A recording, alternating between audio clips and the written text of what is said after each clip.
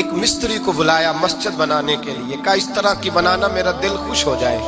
معمار نے، مستری نے مسجد بنائی، بادشاہ سلامت کو پسند نہ آئی تو بادشاہ سلامت نے اس مستری کا ہاتھ غصے سے کاٹ ڈالا، پوچھ کوئی نہیں نہ سکتا۔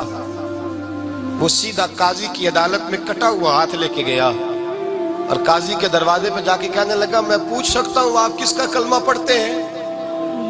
پوچھ سکتا ہوں؟ تو قاضی کہتے میری کرسی بھی کانپنے لگی اور جس کمرے میں بیٹھا تھا وہ کمرہ بھی کانپنے لگا۔ میں نے کہا سوالی تو بات کر، کہانی پہلے بتاؤ کلمہ کس کا پڑھتے ہو؟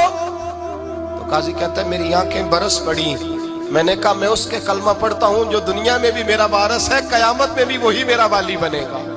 جو دنیا اور آخرت میں میرا والی ہے، میں مصطفیٰ کا کلمہ پڑھتا ہوں۔ تو کہنے لگے ہاں اس لیے تجھ سے یہ بات کہلوائی ہے کہ کہیں تو بادشاہ کا تو کلمہ نہیں پڑھتا، معاذ اللہ۔ تو قاضی عدالت میں بیٹھا ہے کرسی پہ، اس کا کلمہ تو نہیں پڑھتا؟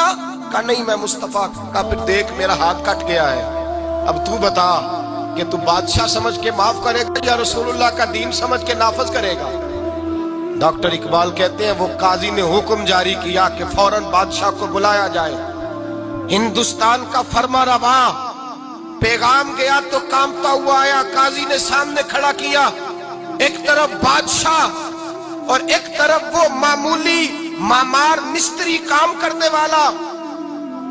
تو قاضی گرجدار آواز میں کہنے لگے بادشاہ تو بتا، اس کا خون سرخ ہے تو تیرا سرخ نہیں؟ اس کے بازو پہ گوشت ہے تو تیرے بازو پہ نہیں؟ اسے درد ہوتا ہے تو تجھے نہیں ہوتا؟ یہ تو نے کیا حرکت کی؟ بادشاہ کی گردن جھک گئی۔ قاضی کہنے لگے پکڑو اس کو باہر لے جاؤ اور اس کا بازو کاٹ دو، اس کا بازو کاٹ دو۔ ڈاکٹر اقبال کہتے ہیں جہاں کانپ رہا تھا سارا کچھ، وہاں خوشی کے شادیانے بجنے لگے۔ قاضی کہنے لگا اس کا بازو کاٹو اور اس کو بتاؤ امیر غریب کا فرق اتنی دیر ہوتا ہے جتنی دیر بندہ مسلمان نہیں ہوتا، اور جب کوئی رسول اللہ کا غلام ہو جاتا ہے پھر سارے برابر ہو جایا کرتے ہیں۔ بندہ ہو صاحب ہو محتاج و غنی ایک ہوئے، تیری سرکار میں پہنچے تو سبھی ایک ہوئے، تیری سرکار میں پہنچے تو سبھی ایک ہوئے۔ اور اپنی ملت پر قیاس اقوام مغرب سے نہ کر، خاص ہے ترکیب میں قوم رسول ہاشمی، لے جاؤ کاٹو اس کا بازو۔ اقبال کہتے ہیں جب باہر لے جایا گیا بادشاہ کو تو بادشاہ نے گردن جھکائی۔ وہ مستری کہنے لگا تو نے گردن کیوں جھکا دی ہے، اب کیا ہوا؟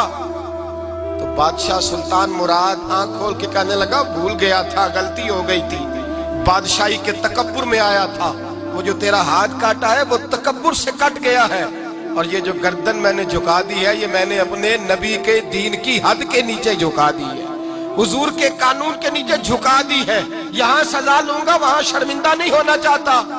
اس مستری نے بڑھ کے سینے سے لگا لیا اور کہنے لگا قاضی صاحب میں نے معاف کیا، مجھے پتا چل گیا ہے کہ مسلمان بادشاہوں کا کلمہ نہیں پڑھتے، محمد عربی کا کلمہ پڑھتے ہیں، رسول اللہ کا کلمہ پڑھتے ہیں، اور جب تک مسلمان نبی پاک کا کلمہ پڑھیں گے کوئی اللہ کی حدوں کو نہیں توڑے گا، کوئی دین کو پامال نہیں کرے گا، کسی کے اندر طاقت پیدا نہیں ہوگی کہ وہ دین کی حد کو